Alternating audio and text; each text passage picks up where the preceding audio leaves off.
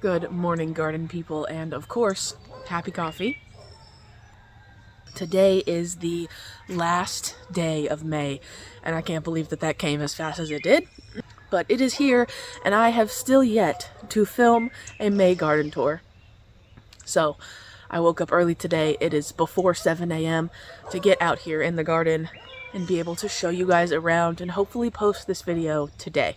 If this is your first time here, hi, how are you? Welcome. My name is Alex, and I do a lot of gardening, mostly in containers in Missouri, the very southern portion of Missouri, zone 6B, 7A, depends on the time of year. It was not supposed to be cloudy like this morning. In fact, there's a possibility that it will thunderstorm and I'll have to stop recording because electronics don't like water. It was supposed to be sunny all day today. Missouri is a liar. Let's go look at some plants. So here is the garden, and we are going to start this tour down on this end. In this first container is a lot of tiny little spinach plants that have just not been doing good, basically since I planted them. First they were getting eaten on by a lot of little buggies, and now I think the weather is just really inconsistent for what they would prefer. So the leaves aren't really getting any bigger than this.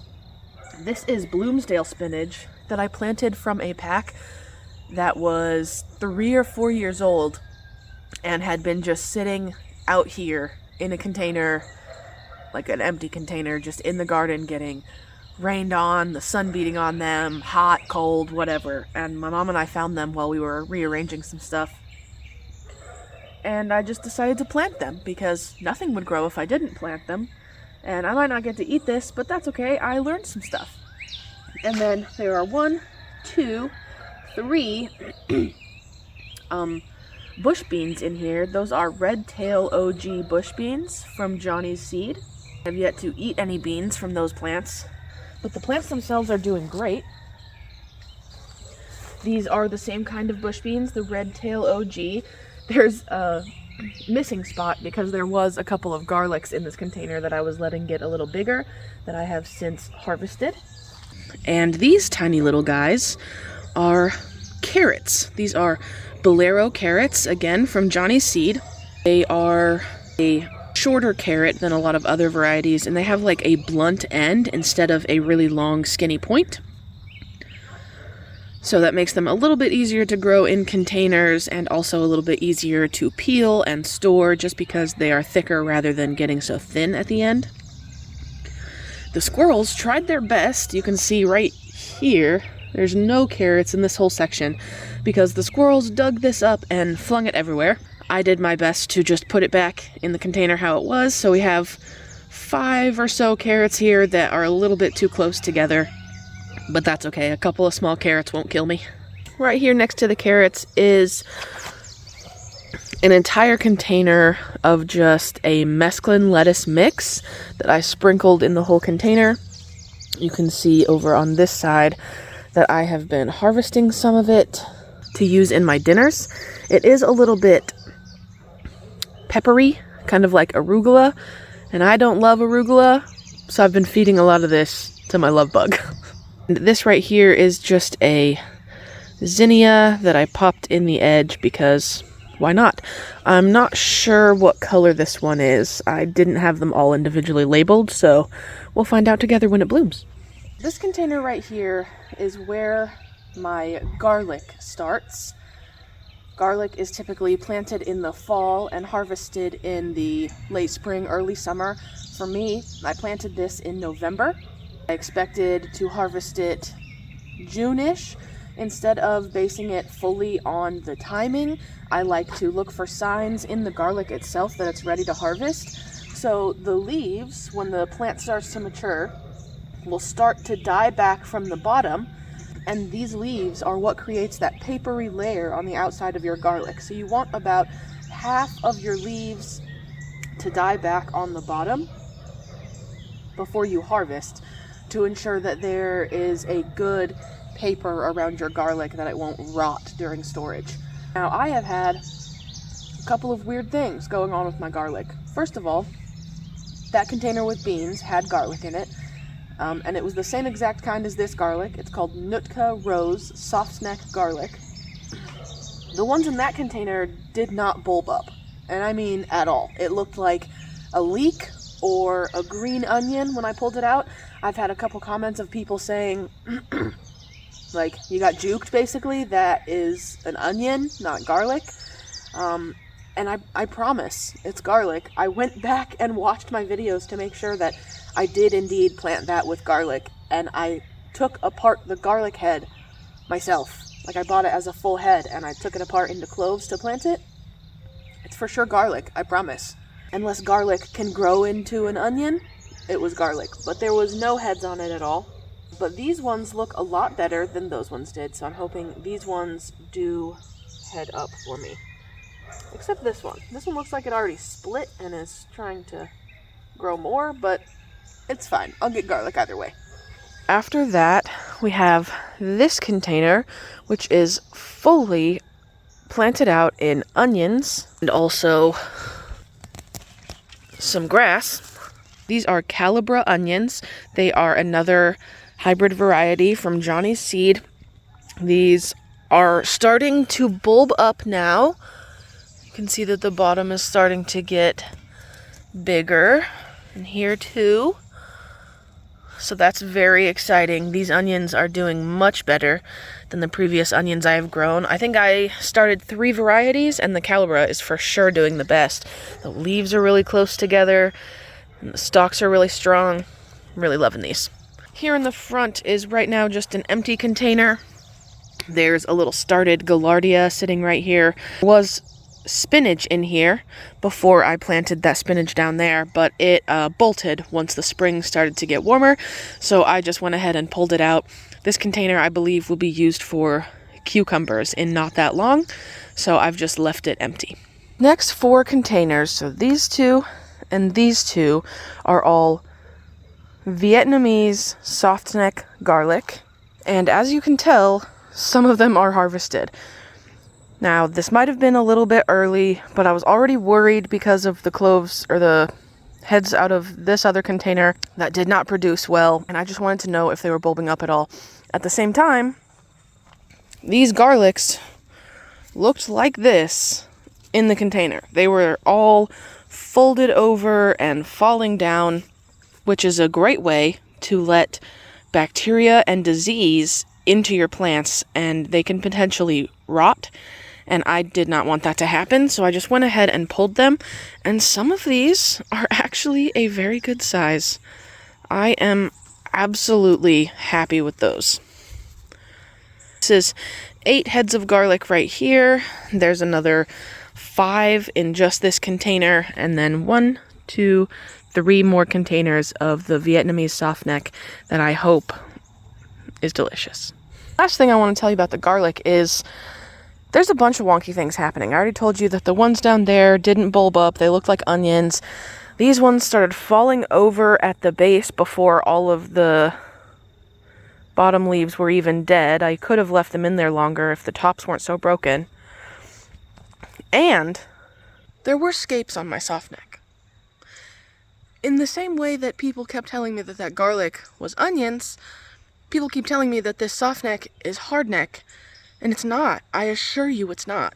Because before I harvested some of them, some of the scapes, I harvested the scapes off of all of this garlic, hard neck and the soft neck.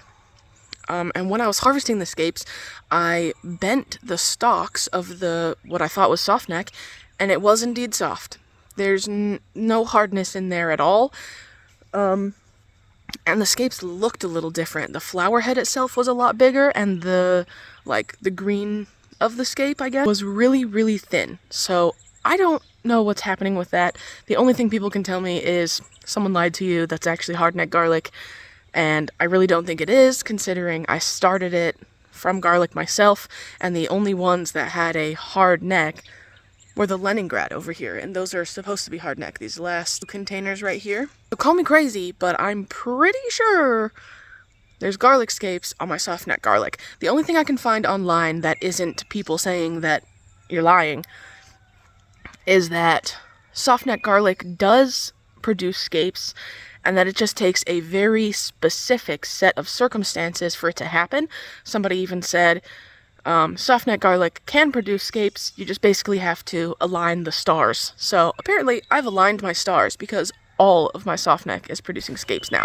These little spindly leaves are exactly what the scapes looked like on my hardneck before they started actually producing a flower.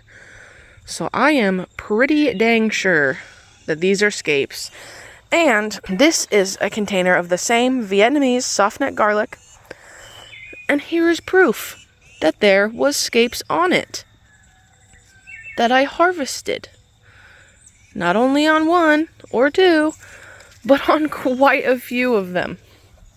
So I don't know what exactly makes that happen, but it happened. And that garlic is for sure producing scapes now. Look at this. Yeah. So that's really weird. There's been lots of garlic mysteries happening, but it's fine, I guess. I kind of skipped over this little patch of greens here. That's just because that's some random kale that is growing. My mom gave me a box full of soil from her house that she had previously used and did not want anymore. I just set it in my garden right here, and it rained a lot, and boom, kale. So, that's fun. Like I said, these last two containers, this blue one and this yellow one here, are my hardneck garlic, and that variety is called Leningrad hardneck garlic. I think it's also known as German red. I think that's the same variety. I got all of my seed garlic from Baker Creek in October and planted it all in November. So honestly, you can see that these ones are really starting to die back. This will all be harvested probably for sure within a month, but probably within 2 weeks. And then this one last short container is more Calibra onions. These ones do not look as good as the ones in the other container. They're not bulbing up as quickly. I think that's just because they are slightly more shaded, and this soil just might be a little less nutrient heavy than the other. Just past the garlic, we have the official start of the summer garden. This is a pepper plant. It is not yet planted into the container, one of the few that I have left to plant. This is a datil pepper, very, very spicy, the spiciest pepper that I'm growing. I've not grown it before. I've not eaten it before, so I can't tell you much about it, except that it is supposed to be very, very spicy. So that will be planted out into this container as soon as I get around to it. And here we have some pansies that I bought in the fall from Hirsch, and they've just been living here. And here we have some Australian brown onions, which are also starting to bulb up. This one is starting to bulb up more than this one, but they will both get there. This container right here, we have a couple of yellow of Parma onions. In fact, those are my only yellow of Parma onions that germinated at all. And then we have a red celosia that my lovey bought for me. And this is a California Wonder bell pepper. And it has a little bell pepper on it that is starting to get sun scalded, so I actually need to harvest that. In this one, we have two Sunbright bell peppers. Those are a yellow bell pepper, whereas that California Wonder is a red. And two more Australian brown onions. Getting pretty excited for these onions. I don't buy onions because I'm the only one in my house that likes them, so I'm basically relying on these. And this flower right here is not Coreopsis, it's not Gaillardia, it's not straw flower. I forget what the name of this one is. I will have to find it and figure it out for you guys. I'll let you know on the screen. Okay, moving right on down. This container is 3 Craig's Grande jalapenos, and they are already producing tiny little baby jalapenos. And that's very exciting. I love jalapenos. And then right next to the jalapenos, right here, I put a notapino, separated it specifically so that I knew this one was the notapino. Over the last few years, I've been growing jalapenos and notapinos, and this is the first time that I've managed to actually keep them separated. I had just been having to guess or like bite it and find out. That's not a fun game to play. Alex doesn't like playing that game. Didn't know a jalapeno is a jalapeno that has been bred to not be spicy. So it has all of the jalapeno flavor, but no spice, 0 spice. And there are 5 onions surrounding this pepper, and these are Calibra onions, as well as 1 single coral fountain amaranth is what it's called. And amaranth is always a trap crop for me. These are these are potato beetles.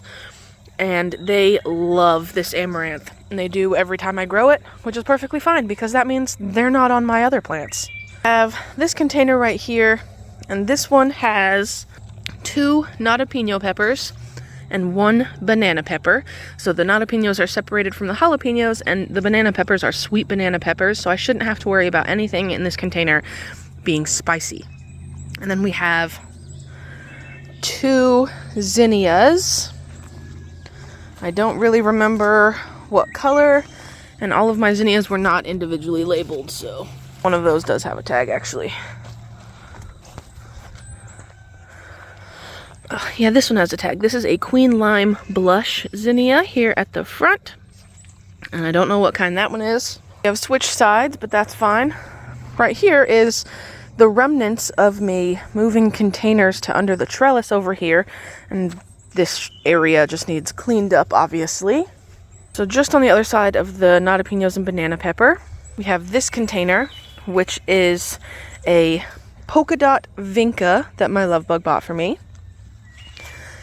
along with some grass, which I hate. But anyway, along with Australian brown onions all around the edge.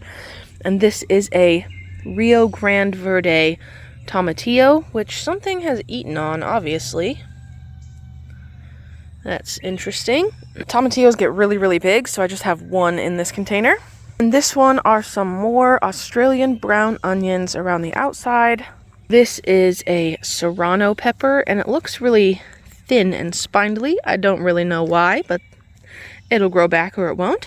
This one is a Sugar Rush Peach pepper, which is one of my favorite hot peppers that I grow. It'll turn to an orange color, and they have a very fruity flavor to them. I really love to add them into salsa verde to give it that fruity, spicy bite. Despite me getting up early and starting this as quickly as I could, I don't think I'm going to be able to get through the entire garden at once. So let's do a few more containers. This container, we have 3 Anaheim peppers. This one was started later. That's why it's so small. It's not stunted. It's just a baby still. So 2 big ones and 1 little one. And then 1 single Cosmo. I do not know what color.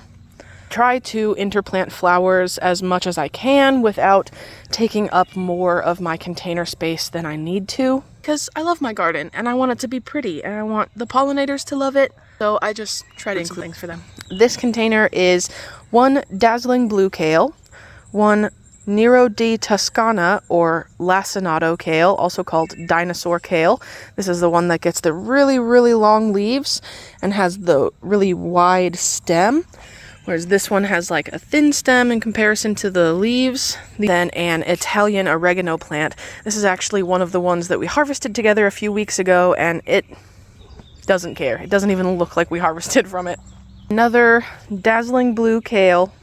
Chinese chives that grew back from last year. In fact, last year I didn't even get to harvest any, and this year they're doing so good. I've used them a few times. They need to be used again. It's getting pretty tall. And then this is a perennial phlox. It is a purple phlox. It is a native here in Missouri where I live. I did not know that when my love bug and I were at the river and we saw it on the side of the road, or on the side of the riverbank, I guess.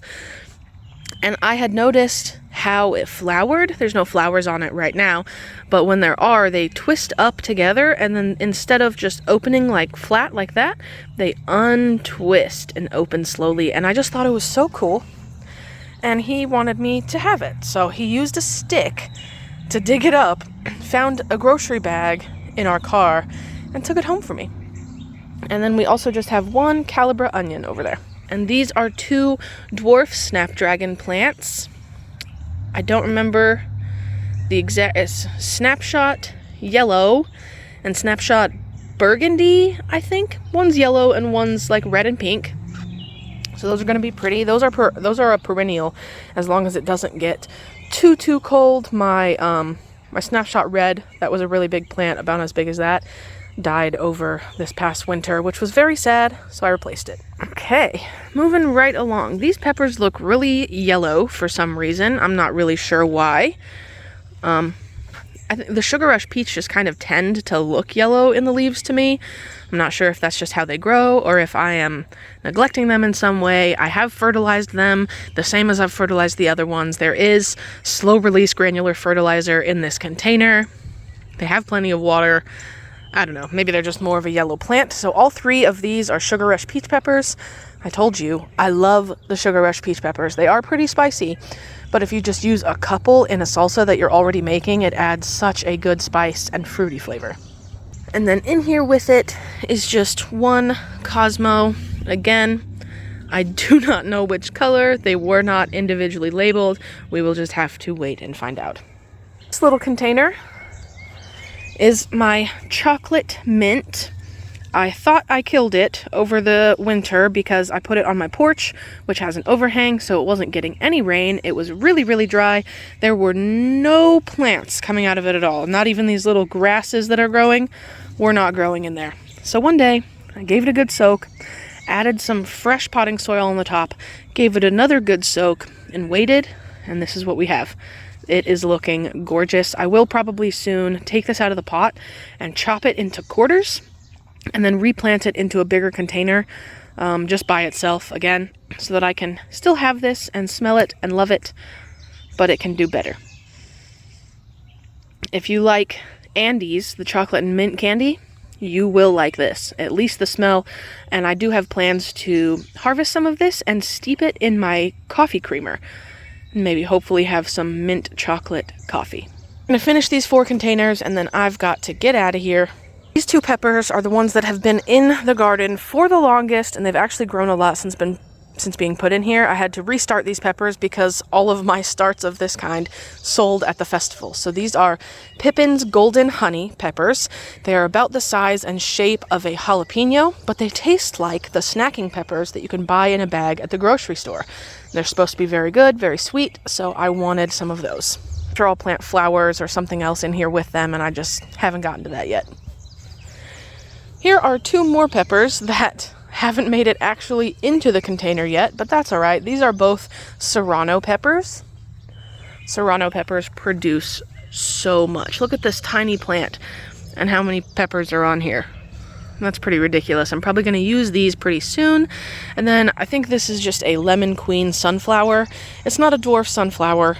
It's a regular size sunflower, but I kept it in a container. Well, I started it in a container and I kept it in there for so long that it already started to bloom and the growth got stunted, but it is still beautiful. So why would I not put it in the garden? Even just because it's small. I don't care if it's small. Look how pretty that is. And then this is, oh, this one's open. The 2, oh, this one's Burgundy bicolor. That's what it is. So this is Snapshot Burgundy bicolor, and this one is Snapshot Yellow Dwarf Snapdragons. These dwarf snapdragons are the same. One's Burgundy bicolor, one's Snapshot Yellow. Those are in with some more peppers. This one is a banana pepper, and these 2 are poblano peppers. The poblanos are already starting to produce poblanos, and those are so tiny and cute. Oh my goodness. And then there's one Cosmo in here. This one does have a tag. This is a Seashells Blend Cosmo. So it's a blend. We still don't know what color it's gonna be. The last container we're going to do right now is actually the one where my dwarf red snapdragons were last year.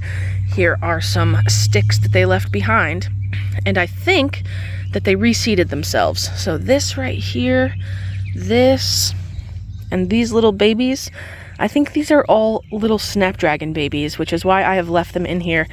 And then I even added one Snapshot Yellow and one Snapshot Burgundy bicolor, so that hopefully right where the red ones were, we can have a mix of red, burgundy, and yellow snapdragons all right here. And I just think that will be so pretty.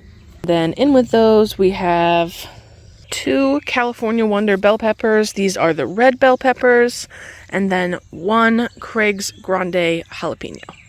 Along this front edge, all of these little potted plants, or leaves right now, are tiger lilies that have yet to bloom. These ones have blooms on them. Ah! That'll be really fun. Okay guys, I gotta walk my dogs and go to work, so we'll wrap this up probably tonight. What's up guys? The sun finally made it to the party. This was supposed to be here yesterday and it wasn't, but it's here today and it is hot. But right now, in the middle of the day, is the time that I have available to chat with you guys, so we're going to finish this garden tour. This is where we left off at these pepper plants. We've already looked at this entire section of the garden, and this is a new little addition, kind of a subtraction. Some of these containers of tomatoes over here that we'll see in just a minute were sitting in this line right here. They needed to go under the trellis, so I moved them, and I decided that I kind of enjoyed there being a pathway here. So I'm going to leave it, and the only thing on the opposite side of the path is my potatoes. So I'm growing 2 kinds of potatoes. There are 4 containers of each variety. These red buckets, all 4 of them. There they are. The red buckets are Kennebec potatoes, which have just started to put on their little blooms. Yay! These 4, 2 black ones and 2 white ones, are red Pontiac potatoes, and those ones have actually set their blooms like last week, and I'm actually seeing this for the first time right now. The flower is open. Look at this potato flower. General rule of thumb is that you should be able to harvest new potatoes, which is just a small, literally new potatoes, out of these about a week or 2 after they flower. But these have only been in the containers for a little over a month, which I don't think that it's time yet. So I'm not gonna harvest any of these until the entire tops of the plants start to die back. And I didn't hill these or anything. I just planted them really deep in the container, probably about here, so that they did have some room for roots down below, but then all of this is where they will produce potatoes. Coming around the edge, closer to the driveway here, I have my green stalk, which is kind of set up, kind of not. I now officially have 4 full tiers of only strawberries. In fact, there's 1 strawberry growing right here. This is the Honey-O strawberry that my mom gave to me. I have these really elongated berries, but this is actually the biggest one that I've seen so far, because this is the first berry that it's produced since I repotted it into new soil and a new container. There's more over here, so apparently it is happy with what I have given it, which is good. Oh, I crushed one of the leaves in here when I stacked the green stalk. Sorry, dude. I'll help you out there. Other than that, Honey-O. I also have Ozark Beauty, a few of them. Recently, I also dug strawberry plants out of my yard, over here, out of this whole section of my yard. I dug up wild strawberry plants and planted them in here. These ones are for sure wild ones from my yard. I know because there's 2 in here, and the only ones I put 2 in were the wild ones because they're small. And they are definitely growing and looking happier. The rest, other than that, are just random that I bought from the Amish at an auction. So I don't exactly know what variety all of these are, but they're strawberries, and I'm happy with that. And then in this top layer of the green stalk is my only determinate variety of tomatoes. Let's eat this strawberry. That was good. That was very sweet. So if you didn't know, there are determinate and indeterminate varieties of tomato, and the way that I remember which one is which is determinate varieties grow to a determined height, and indeterminate varieties grow to an indeterminate height. So you don't know how tall the indeterminate ones are going to get. They will just keep growing as long as it's correct for them to be growing with like the temperature and humidity. As long as the conditions are right, they will keep growing. Determinate tomatoes, you know that they're only going to be this big. These plants average 6 to 8 inches tall, and I think it's probably about 8 inches tall. Maybe a little taller, but probably about 8 inches. And it's not going to get much bigger than that. These are dwarf orange hat cherry tomatoes. So they are only supposed to get this big, and they kind of set all their fruit at once and are done. So, and they also, where I live, get blight really early, blight and disease. So this yellowing and curling isn't because they don't have what they need. That soil is moist, it's fertile. It's just because the plants are getting to an age where they don't need the bottom leaves anymore, and they're putting all the energy into their top leaves and their fruit. So this is actually the first tomato that has started to ripen. I think it's still a little green, but I want to eat it, so I'm gonna. Let's try it. And no, I'm not gonna wash it because I grow organically. There's nothing chemical sprayed on these tomatoes whatsoever at all, and that does mean that there's probably bugs that have crawled on it, but we're just not gonna think about that. Still a little bit green, but already good. Oh my gosh, look at this tiny little strawberry I saw. I'm actually gonna pick that off so that it starts to grow back, but look at this itty bitty strawberry leaf. It's so tiny and cute.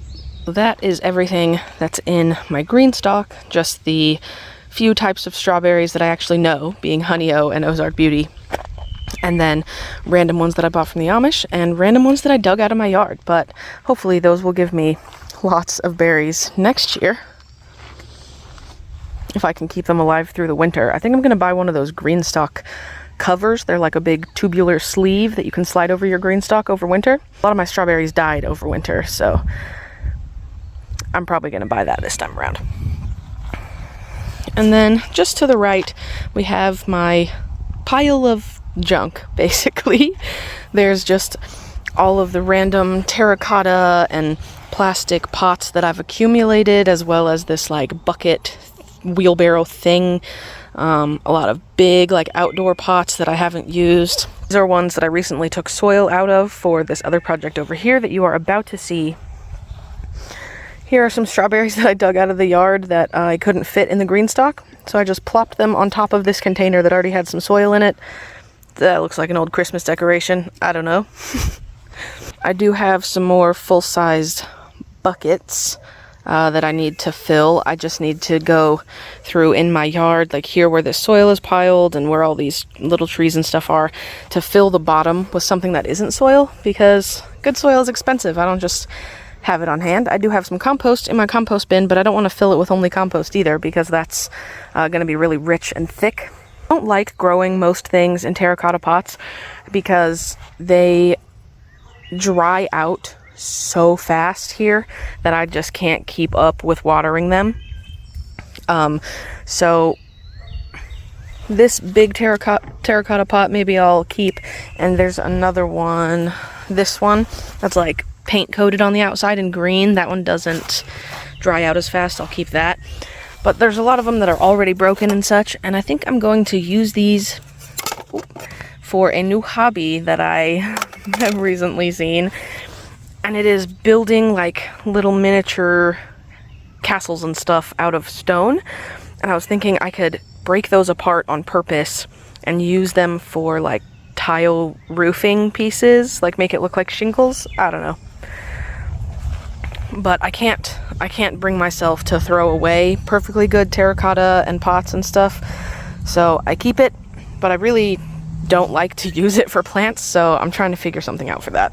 These two bigger containers, this one's actually plastic, even though it's terracotta colored, and in that black one are irises. These are the ones that I've shown you guys images of before on my shorts and stuff. I'll put that on the screen if possible. And these ones are new ones that I got from my mom that are a really, really dark purple. Those ones had blooms on them, but they were like shrivelly and dying when I saw them. They just need repotted. So other than all of the junk, over here is actually the newest addition to the garden. This is actually very exciting. I had my mom and dad come over and use their tractor. It took like 10 minutes. This is 2 of their tractor buckets wide, so he just scraped the ground a couple of times here and then scraped it a couple of times there. And this is all just used random old mulch and old soil and stuff that I had sitting around in a bunch of these containers that I just have to not only be a base layer, but also to start breaking down this cardboard. And this is going to be a sunflower patch. Well, a flower patch in general. A couple of videos back, I had mentioned that my next video to come out would be building a sunflower patch, and I lied to you because that was not a capability for me to make happen at that exact time. But I have since had some time and taken some time to get that started. So that will for sure be a video very soon. I don't know if it'll be the next one. I don't want to lie. In terms of how big this space is, I don't really know. Let's measure it with my feet. 2, 3, 4, 5, 6, 7. It's about 7 by 7 because all of that isn't, it actually stops like right here. That's where I want it to stop. So it's this square here. So I think that's about a 7 by 7 square. And I just started by covering this bit. I do need to cover all of this. I do have more cardboard. I just didn't bring enough outside when I did this, and it was like 11 o'clock at night. So I didn't want to go inside and come back out to finish it, but I do have cardboard to put over that. The reason you put cardboard is for weed suppression mostly. They say that Mother Earth is modest. If you don't cover her, she will cover herself. So if I just leave this bare, then all of this grass will slowly creep and recover it. So I am going to put more cardboard down and finish covering the rest with soil, and it will just be one big bed here of just flowers. I'm just going to only put flowers here. Actually, I was thinking flowers and maybe one vining, or rather rambling plant, like a watermelon or a pumpkin or a squash or something like that. So this might be just only flowers and one something in the middle so that it can grow out on the edges. And then I was thinking I have enough of this cardboard that I could save it and put the cardboard under the vines wherever it starts to grow so that we don't have to worry about mowing the grass around it or underneath it. From all the junk and the main garden we looked at, the next thing I need to show you is everything on the trellis. Mostly on the trellis, well, the trellis itself is for tomatoes. There are other things planted with the tomatoes, but every single one of these containers is going to have at least one tomato in it, and that's why they are all over there under the trellis. Oh, I guess I could show you this first. These are just some perennial things that my mom and I planted not that long ago. All in these little pots are mostly lilies of different kinds. We didn't keep any of the containers because they're for her, like they're eventually going to go to her house, and she's just going to randomly fill them in instead of like having a color pattern. These ones, I don't know if those are lilies. Those might be something else that isn't lilies. I'm not sure. But these are all perennial flowers. Sorry, I can't tell you what color they are. Not very helpful. Over here we have some daylilies that I got from my sister. That one has a flower that is about to open. That's going to be pretty. And then some calla lilies. No, canna lilies. And then this is a little container of just tulips. I planted them really late and kept them in my house for a long time, so they are not doing very good. They have not flowered. I don't know if they will flower, but I will eventually have an actual space for them to go in as perennial flowers instead of in this little container. And this is just a little polka dot vinca that I stuck in here because one of the tulips died. I'm going to start at this end of the trellis. This is a butterfly pea. These are the flowers that you use to dye tea and things like that. This is a lavender butterfly pea. It's not doing so good up here. I could probably give it a little trim. It was still a little bit cold when I put it outside, but there's a lot of new growth coming off of it, and that gives me hope that it will at least grow. And I was just going to give it this post so it can grow directly up the T-post and have tons of beautiful purple flowers. Then in this one, we have one tomato and one flower. This flower is celosia. I don't know the exact variety. It was just a mixed color celosia. I think I said yesterday that the other one was red. This is the red one. That one, it's right there in that last red bucket. That one's actually pink. But it does look kind of red. But this one is much darker and is for sure the red one. So this is just a red celosia, and this is a Norwood Miners tomato. This is a tomato from Wild Boar Farms. And the website says that it's a cherry tomato, but I find it to be more of like a salad style tomato, because they get like this big on average for me. So I'm not sure if mine just get ridiculously big or if that's considered a cherry tomato, but I'd call that a salad tomato, if nothing else. That's the only thing in this container right now. I might put something else in here. There's obviously plenty of room, maybe a lettuce or another flower or something. This container will have 2 tomatoes in it. They're going to be cherry tomatoes. I had to restart some seeds, so they're just not old enough to be out here yet. Soon they're going to be hardened off and they'll go directly in here. And then with it is just a pansy that I got in the fall and planted out here. And it lived through the winter and is still growing. I don't know what variety it is. I bought these from Hirsch, so they did not tell me. But they are very pretty. And then down here we just have a dwarf snapdragon. It's either the Snapshot Yellow or the Snapshot Burgundy bicolor, and it's even starting to grow new little babies out on the edge.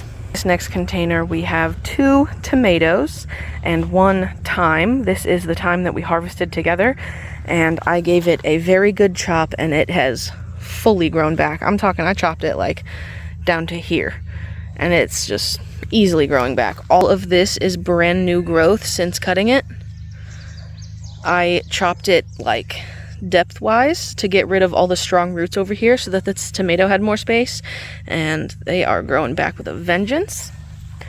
And then this is another Norwood Miners tomato, same as the one on the end over there, that like the saladette style, and so is this. So I guess I have 3 of those. I didn't realize that I had 3 of those. And then in it right here is another polka dot vinca, just a little flower. These tomatoes are still a decent distance from the trellis, but I didn't want them to start falling over, so I just took a string and tied it to the tomato and to the trellis. This string will get removed later because I will be able to just attach the tomato directly to the trellis like this.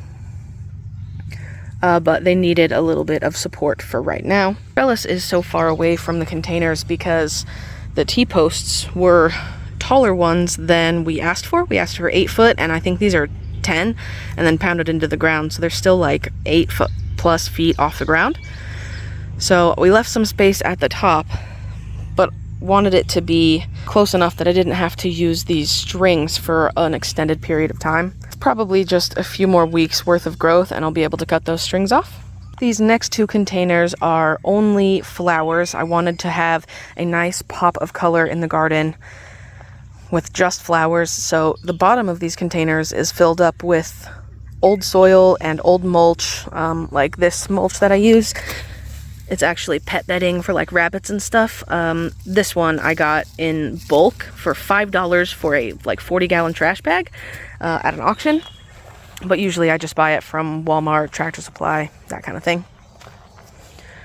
So in this container, we have a Black Knight scabiosa, which is commonly called pincushion flower, and I think I will finally actually get it to flower. I've tried to grow it last year and I never got any flowers. And in the middle is Goblin Gaillardia, which is orangish, reddish. It's really pretty. I already gave my friend some of these plants, and she has had it planted out in her garden for a while, so it's already flowering. It is so pretty. This is Coral Fountain Amaranth. I stunted it pretty bad from keeping it in the container for so long, so I'm not sure if it'll get terribly big, but I'm fine with a little dwarf amaranth. Usually amaranth serves as a trap crop for me, and this is proving that to still be true. And last in this container is 2 cosmos. I don't specifically know which color they are. I started quite a few different colors, and I just randomly chose some that I knew were different, but don't know what color they are. And this one has a little flower on it, which is very exciting. That'll be my first cosmo in my actual garden. And this bigger container here has 3 zinnias. We've got a peppermint stick zinnia, a queen lime blush zinnia, and a queen lime orange zinnia. The peppermint stick is my favorite, and there's a little flower on here, so it's gonna be blooming soon. That makes me so happy. Oh, there's actually 4 zinnias. This one, the leaves look different, so I keep forgetting it's a zinnia also. This is an Aztec Sunset zinnia. It comes in like a couple different color variations, but they're all like tipped like this, and I think they are so pretty.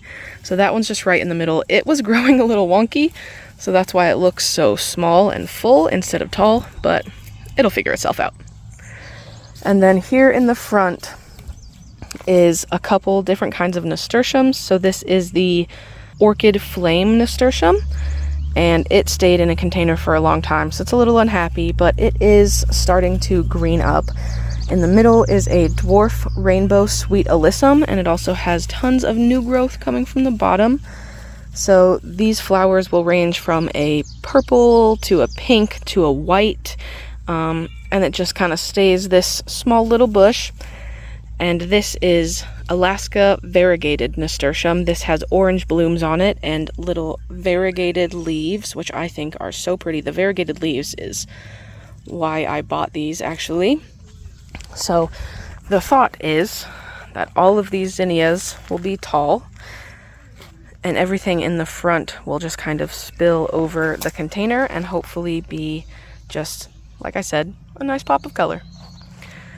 So, for example, on the Sweet Alyssum, here's another one, and these ones are all white right now. Don't know when they change color, or if they change color, or if some just grow as different colors, but these ones are all white, and these ones are purple and white. They came out of the same seed pack. Like I said, rainbow, so it's supposed to be different colors. Here is another one of the pansies that I got from Hirsch. This one obviously did not fare well and is now trying to regrow from the top, so I don't know how long that will last. This container also has 2 tomatoes in it. This one is my Dr. Witchy. Some of the leaves are yellowing, but the tops look really good. I think it was starting to get stressed in the container that it was in, and now that it's out in the garden, it should be getting a lot happier. It is midday, so a lot of these things are a little bit droopy. It's not because they need water, it's just because it is hot out here. I think it's like 85 degrees, and no matter what, in 85 degrees, your stuff just gets a little limp during the day. This tomato, I don't really know what it's actually called.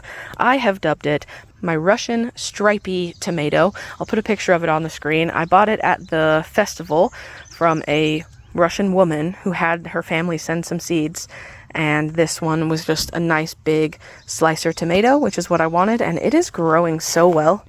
It is very happy, very dark green. I'm really excited to try that one. Here we have a Brad's Atomic Grape Tomato. This is also from Wild Boar Farms, and it is a green and purple striped oblong berry tomato. My love bug really enjoys those ones. He says that he had a grandmother who had tomatoes all the time that looked just like this. He doesn't even really like tomatoes very much, but he eats these ones sometimes, so that makes me happy. And this one is a Costaluto Genovese tomato, which is an Italian heirloom. It's really ridgy, has a lot of like lines down the side. This isn't my favorite tomato to eat necessarily. I do enjoy growing it, and it does give me a lot of tomatoes. So even if it's not my favorite one, it's still tomatoes. I'm not upset about it. A lot of people really do like it. The ridginess just isn't my favorite thing. Just got done telling you guys it was hot outside.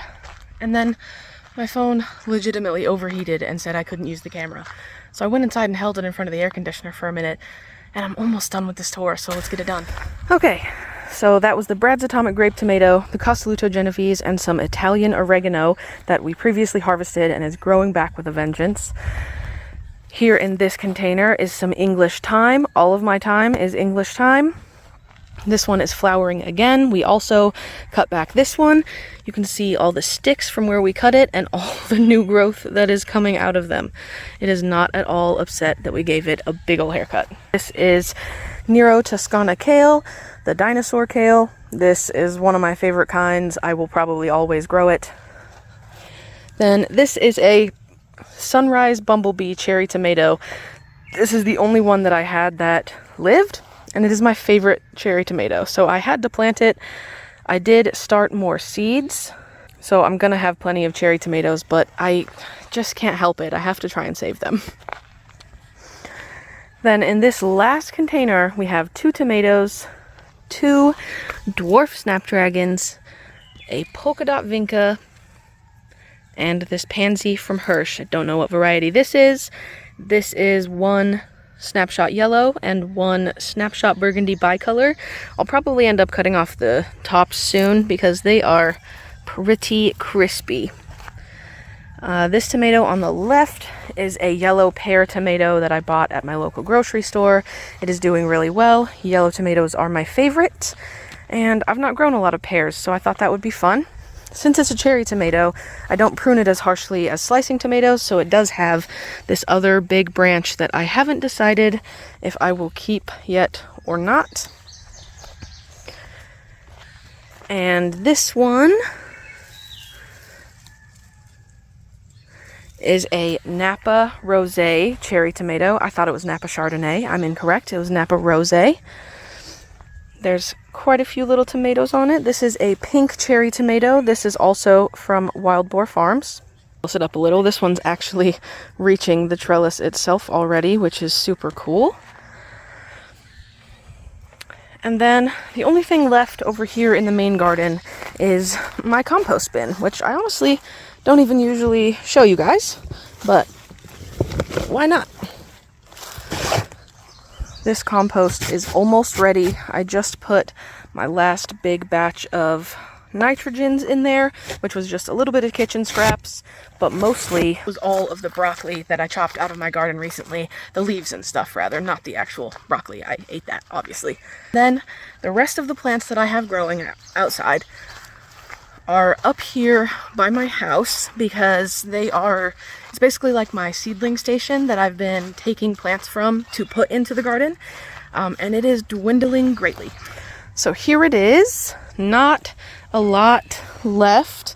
I brought those cucumbers inside for a few days to kind of let them recover from being way too wet for so long, and they have greened up a lot. Those need to go into the garden 2 weeks ago, really, but hopefully I can save them because I don't want to replant that many cucumbers, and they look like they're doing better. Then we have some thyme that I don't need, obviously, basil. These are sunflowers that have stayed in here way too long. I will still put them in that sunflower patch because I don't care if the sunflowers are tiny, I will still love them. This was an entire container of cosmos, and there's only this many left. And oh my gosh, I had not seen this. That is so pretty. This one has to be from the Seashells blend because that's the only one I have that has the petal type like that. So those are all cosmos that also might go into that flower patch. This is my fig tree, and I've had this inside for over 2 years, and it got spider mites again for probably the 6th time, and I was just absolutely tired of it. It had 0 leaves. I hosed it down. I had it on my porch for a few days, and then I put it out here, and it is so much happier, especially with all of the soaking rain that we've had. He is growing back tons of leaves and doing much better. So he will probably be an outside plant from now on. This is just a bunch of flowers. We've got bells of Ireland that if I want to grow, I really need to put into the garden. This is straw flower. I also don't have any of that out there. Tons more amaranth. This is a lavender plant that I actually got from a store. That will for sure be living. That will go into the garden. I will not let that die. Here's some more rainbow sweet alyssum. This is some dill that is flowering now. I will probably still plant it out somewhere because butterflies really love dill and I really love butterflies. We've got only 6 pepper plants left, and they are all datil peppers, which are very, very spicy. I'm only putting 1 in my garden because I know I don't need more, and I have more seed. So if anybody needs some datil peppers, let me know. I'm honestly probably going to take any plants that I don't want and just set them at the gas station or something and let people have them for free because I don't need them, but I don't want them to go to waste. Then we have a little pink geranium over here that my love bug bought for me. How sweet. These are some zinnias that probably go into the flower patch. This is parsley and chives, which will make it into the garden eventually, but they are slower growing and aren't really minding being in these containers. These are all Roma tomatoes that I thought I was going to put into small containers and try to grow them. Is it worth it? I don't know. They are growing lots of side shoots and stuff. Oh, it's got some kind of bug problem. They're red. They kind of look like aphids, but they're red. That's interesting. I don't know what that is, so I don't know if I'm going to even grow those. This is rosemary that I started from seed, which I am very happy about. My rosemary plant died over winter. These are some loofahs that are trying to come back to life, even though I already restarted some loofah plants because I really don't want them to have this much of a struggled start. And these went to the festival with me, and if you guys went to the festival with me, you know that it froze overnight, and I had to bring all of my plants into my hotel room, and then even then outside the next morning, it was much, much too cold for these loofah, and they did not have a good time. Then we've got some more nasturtium in here, some more gaillardia, and some more zinnias. Look at these beautiful things. I think this one is just a zinnia mix, the cut and come again zinnia mix. Another nasturtium down here. Then this is peppers that I had to reseed, the ones that I didn't get good germination on. So we've got Anaheim, Sugar Rush Peach, Nata Pino, and one Serrano. I used a couple of these ones already, the Anaheims and things, so these are probably some of the ones that I will be giving away because they still don't look half bad. They're a little yellow, but somebody will enjoy them. Then we've got chamomile, which has flowered a couple of times over here. Here's an old flower. I really want to put this into the garden, but I didn't realize how readily it reseeds, so I don't think I want it in my actual containers. I want it in like that kind of bucket or something. So I really just need to buy some more soil, and those will be plantable. And then right here in the front is some very unhappy catnip. It has new growth down at the bottom, but this stuff just got so heavily rained on that the nutrients just flowed right out of the soil, and they had nothing to eat. Aw, there's baby cucumbers. What kind of cucumber is that? I bet it's that's the Katrina. These are the parthenocarpic cucumbers, meaning they don't have to be pollinated. The flowers have both male and female parts, so they pollinate themselves. So these cucumbers will grow to be cucumbers. Like I said, I need to get these out in the garden badly. Here's my orchid cactus. These are hanging on my front porch. It has flowered once since being outside.